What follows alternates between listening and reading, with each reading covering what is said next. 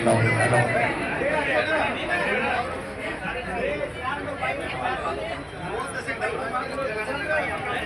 ಭೋಗಲಾಗದೆ ಬರೋಬರ್ ವಿಶೇಷವಾಗಿ ಕಾರ್ಯಕ್ರಮ ಪ್ರಾರಂಭ ಹಂಡಿಯರಿಗೂ ನಾವು ಸ್ವಾಗತ ಮಾಡ್ತಾ ಇದೀವಿ.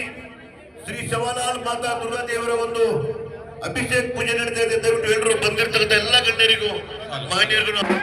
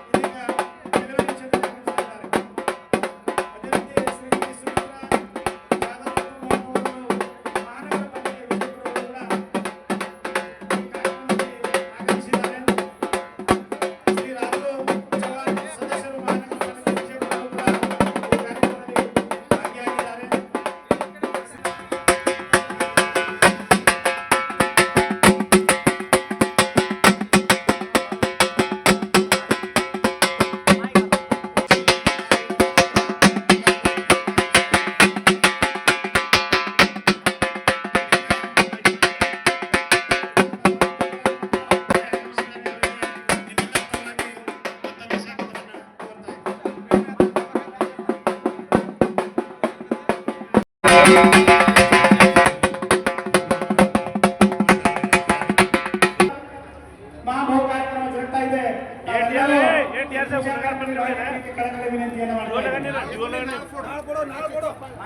ಪೂಜ್ಯ ಶ್ರೀ ಸೋಮದೇವರೆಡ್ಡಿ ದೇವಸ್ಥಾನ ಟ್ರಸ್ಟ್ ಸಂತ ಸೋಮಲಿಂಗ ಮಹಾರಾಜರು ಕೇಸರೆಡ್ಡಿ ಇವರು ಕೂಡ ಈ ಕಾರ್ಯಕ್ರಮದಲ್ಲಿ ಭಾಗಿಯಾಗಿದ್ದಾರೆ.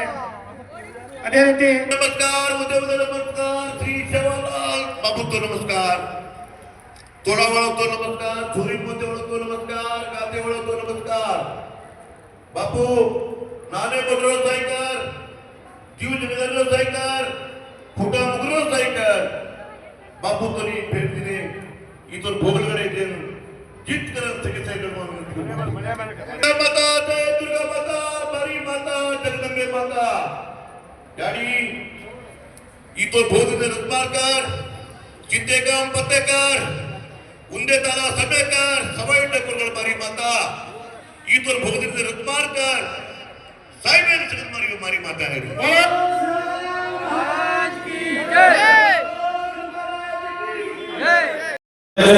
डॉक्टर सुशीला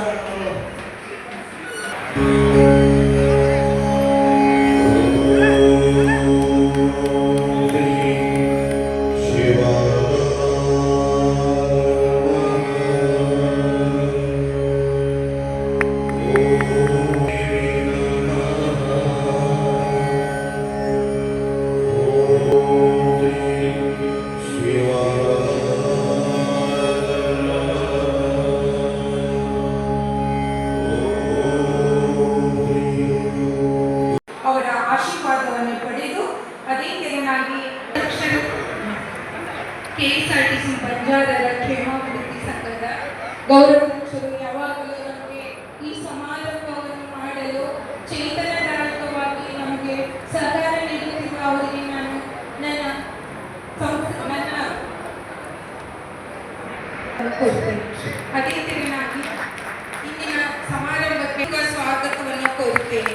ಅದೇ ತೆರನಾಗಿ ಇಂದಿನ ಸಮಾರಂಭಕ್ಕೆ ಶ್ರೀಮತಿ ಸಹ ನಾನು ತುಂಬಾ ಹೃದಯದ ಸ್ವಾಗತವನ್ನು ಕೋರುತ್ತೇನೆ. ಹಾಗೂ ಶ್ರೀ ರಾಜಕೋಶ್ ಶ್ರೀ ರಾಜಶೇಖರ್ ಗಜಾಗೋಸ್ ಸಹಾಯಕ ಅಂಕಿ ಸಂಖ್ಯಾಧಿಕಾರಿ ವಿಜಾಪುರ್ ಅವರಿಗೂ ಸಹ ನಾನು ತುಂಬ ಡಾಕ್ಟರ್ ದೇವಾನಂದ ಚವಾಣ್ ಅವರು ಶ್ರೀತರ ನೇತೃತ್ವದಲ್ಲಿ ಮಾರ್ಗದರ್ಶನದಲ್ಲಿ ಶಾಲೆಗಳ ಹೊರಿಸಿ ಆಶೀರ್ವಚನ ನೀಡಲಿಕ್ಕೆ ಆಶೀರ್ವಾದವನ್ನು ನೀಡಲಿಕ್ಕೆ ವಿನಂತಿಯನ್ನು ಮಾಡ್ತಾ ಇದ್ದೀವಿ.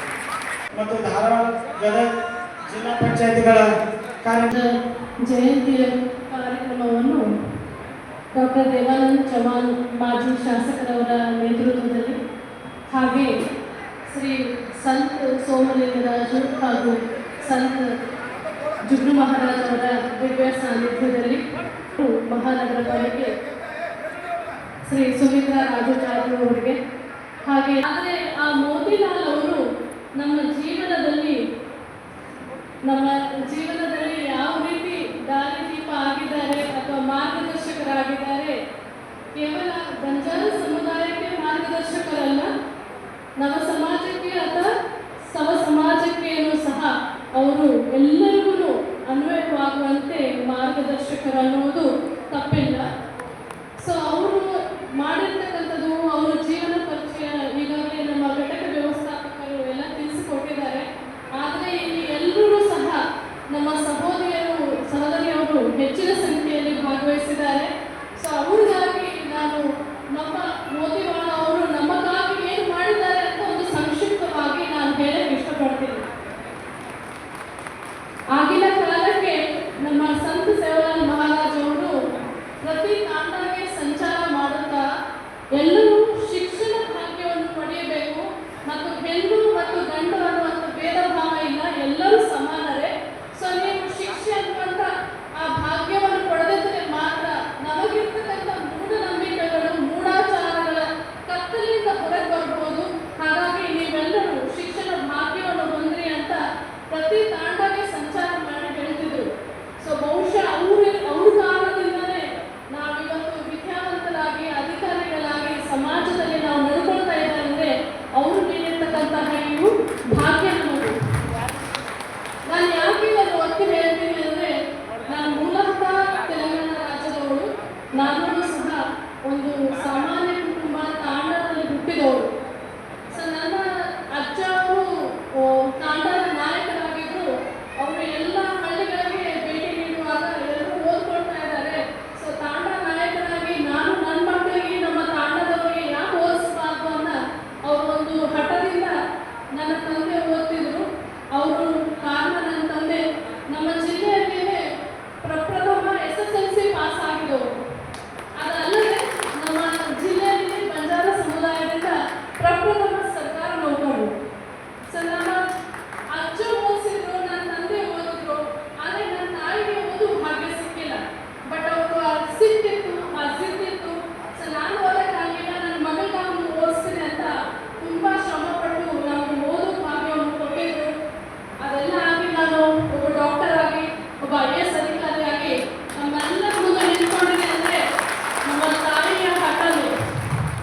ಆದರೆ ದುರದೃಷ್ಟವಶಾತ್ತು ನಾನು IAS ಅಧಿಕಾರಿ ಆಗಿರುವಂಥದ್ದು ನೋಡುವ ಭಾಗ್ಯ ಅವ್ರಿಗಿರಲಿಲ್ಲ, ನನಗೂ ಇರಲಿಲ್ಲ, ಅವರು ಜೀವಂತ ಇಲ್ಲ. ಆದರೆ ನಾನು ತುಂಬ ಖುಷಿ ಪಡ್ತೀನಿ. ನಾವು ಶಿಕ್ಷಣ ಭಾಗ್ಯವನ್ನು ಪಡೆದಿರೋದ್ರಿಂದ ನಾವು ಓದ್ಕೊಳ್ಳೋದಲ್ಲದೆ ನಮ್ಮ ಕುಟುಂಬವೂ ಸಹ ನಾವು ಅಭಿವೃದ್ಧಿ ಪಥದಲ್ಲಿ ನಡೆಯಕ್ಕೆ ಸಾಧ್ಯ ಆಗುತ್ತೆ. ಈ ರೀತಿ ಎಲ್ಲ ಹೆಣ್ಮಕ್ಳು, ಎಲ್ಲ ಬಂಜಾರ ಸಹೋದರಿಯವರು ಓದುವ ಭಾಗ್ಯವನ್ನು ಪಡೆದು ಸಮಾಜಕ್ಕೆ ತಮ್ಮದಂತಹ ಕೊಡುಗೆಯನ್ನು ಸಲ್ಲಿಸಬೇಕು ಅಂತ ಹೇಳ್ತೀನಿ. ಅದು ಒಂದೇ ಅಲ್ಲದೆ ಮೋತಿವಾಳ ಅವರು ನಮಗೆ ಜೀವನದ ಮೌಲ್ಯವನ್ನು, ನೈತಿಕ ವಿಲುಮೆಗಳನ್ನು ತಿಳಿಸಿಕೊಟ್ಟಿದ್ದಾರೆ. ಈಗಾಗಲೇ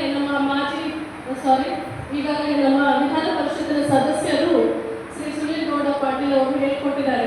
ಜಯಂತಿಗಳನ್ನು ನಾವು ಆಚರಣೆ ಮಾಡ್ತೀವ, ಬರೀ ಭಾವಚಿತ್ರಕ್ಕೆ ನಾವು ಪೂಜೆ ಸಲ್ಲಿಸುವ ಆಚರಣೆ ಮಾಡುವುದಲ್ಲ, ಅವರವರ ಜೀವನದಲ್ಲಿ ನಮಗಾಗಿ ಏನೇನು ಮಾಡಿಕೊಟ್ಟಿದ್ದಾರೆ ಆ ಮೌಲ್ಯಗಳನ್ನು ಅದರಲ್ಲಿ ಕನಿಷ್ಠ 10% ನಾವು ಅಳವಡಿಸ್ಕೊಂಡಿದ್ರು ಸಾಕು, ನಮ್ಮ ಜೀವನ ಸಾರ್ಥಕ ಆಗುತ್ತೆ ಅಂತ. ನಿಜಕ್ಕೂ ಅದು 100% ನಿಜ ಇದೆ. ಯಾಕಂದ್ರೆ ಅವರು ಬರೀ ನಮ್ಮನ್ನು ಇಲ್ಲಿವರೆಗೂ ನಡೆಸಿದ್ದಾರೆ. ಅದೇ ಮೌಲ್ಯಗಳನ್ನು ನಾವು ಹಿಡ್ಕೊಂಡು ಮುಂದಕ್ಕೆ ನಡೆದಿದ್ರೆ ಬಂಜಾರ ಸಮಾಜ 100% ಬೆಳವಣಿಗೆ ಆಗುತ್ತೆ ಅಂತ ನಾನು ನಂಬುತ್ತೇನೆ. ಸೊ ನಾನು ಬರಕ್ಕೆ ಮುಖ್ಯವಾಗಿ ನಮ್ಮ ಕಲ್ಯಾಣ ಕರ್ನಾಟಕ ರಸ್ತೆ ಸಾರಿಗೆ ನಿಗಮದ ಎಲ್ಲ ನೌಕರರು ಕಲಬುರಗಿಗೆ ಬಂದು ತಾವು ಬಂದು 2 ನಿಮಿಷ ಮಾತಾಡಿದ್ರು ಸಾಕು, ನಮ್ಮ ಬಂಜಾರ ಸಮುದಾಯಕ್ಕೆ ಒಂದು ಸಂದೇಶ ಸಿಕ್ಕಿದ್ರು ಸಾಕು ಅಂತ ಹೇಳಿದ್ರು. ನನಗೆ ಅವಕಾಶ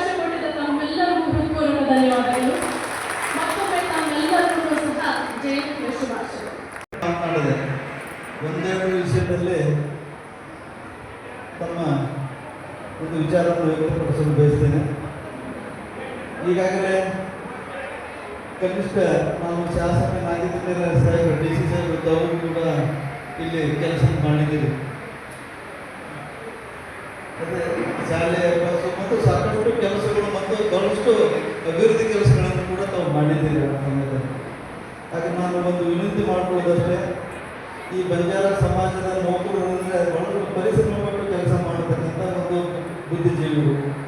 ಹೀಗಾಗಿ ಈಗ ತಮ್ಮ ರಿಟೈರ್ಮೆಂಟ್ ಅವಧಿ ಮೋಸ್ಟ್ಲಿ 2 ವರ್ಷ 2 ತಿಂಗಳೇನೂ ಇರ್ಬೋದು ಸರ್, 2 ರಿಂದ 3 ತಿಂಗಳು ಇರ್ಬೋದು. ದಯಮಾಡಿ ಏನು ಈ ಕುಲ ಬಾಂಧವರು ಇದ್ದಾರೆ, ಇವರು ನಿಮ್ಮ ಬಂಧುಗಳು ಅಂತೇಳಿ ತಾವು ಇವರಿಗೆ ಅತ್ಯಂತ ಪ್ರೀತಿಪೂರ್ವಕವಾಗಿ ನೋಡ್ಕೊಂಡು ಹೋಗ್ತೀರಿ ಅಂತೇಳಿ ಈ ಸಂದರ್ಭದಲ್ಲಿ ಆಶಿಸಿ, ಮತ್ತು ಮೇಡಮ್ ಅವರು ಹೆಮ್ಮೆಯ ಒಂದು ಬಂಜಾರದ ಕೀರ್ತಿ.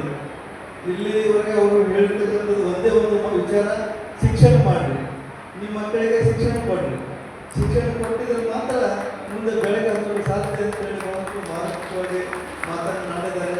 ಅವರಿಗೂ ಕೂಡ ಈ ಮತ್ತೊಮ್ಮೆ ನನ್ನ ಪರವಾಗಿ ಅಲ್ಲ, ನಿಮ್ಮೆಲ್ಲರ ಪರವಾಗಿ ನಾನು ಕೃತಜ್ಞತೆಗಳನ್ನು ಸಲ್ಲಿಸಲು ಮತ್ತೊಮ್ಮೆ ಬಯಸ್ತೇನೆ.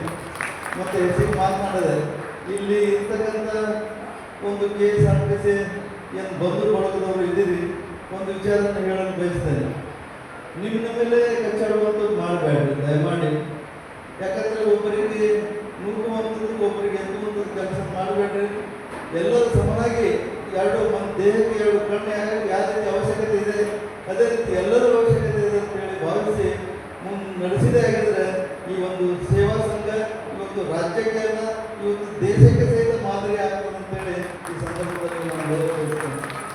ಅದೇ ರೀತಿಯಾಗಿ ಇಲ್ಲಿ ಕರೆಸಿ, ಯಾಕಂದ್ರೆ ನಮಗೆ ಮಾಡಿಕೊಂಡ್ರೆ 7-8 ವರ್ಷ ಆಗಿರ್ಬೋದು, 8 ವರ್ಷ ಪೂರ್ಣ ಆಗಿರ್ಬೋದು ಮೋಸ್ಟ್ಲಿ. 8 ವರ್ಷ ಆಗಿ ಮತ್ತೆ 9ನೇ ವರ್ಷ ದಾಖಲೆಯನ್ನು ಹಾಕ್ತಾ ಇದ್ದೀವಿ. ಇದು ಇನ್ನೂ ಹೆಚ್ಚೆಚ್ಚಿಗೆ ಬೆಳಿಬೇಕು. ಇದನ್ನು ಈ ಒಂದು ಸಂಘದಿಂದ ಎಲ್ಲ ನೊಂದ ಜೀವಿಗಳಿಗೆ ಇದು ಆಶ್ರಯ ಆಗಬೇಕು ಮತ್ತು ಎಲ್ಲರಿಗೂ ಕೂಡ ಒಂದು ಗಮನದಲ್ಲಿ ಇಟ್ಕೊಂಡು ನಡಿಬೇಕಂತೇಳಿ ಈ ಸಂದರ್ಭದಲ್ಲಿ ಹೇಳಿ ಮಗದೊಮ್ಮೆ ತಮಗೆಲ್ಲರಿಗೂ ಕೃತಜ್ಞತೆಗಳನ್ನು ಸಲ್ಲಿಸಿ ನಾನು ಒಂದೆರಡು ಮಾತನ್ನು ಮುಗಿಸುತ್ತೇನೆ. ಜೈ ಹಿಂದ್, ಜೈ ಕರ್ನಾಟಕ, ಜೈ ಬಂಜಾರ.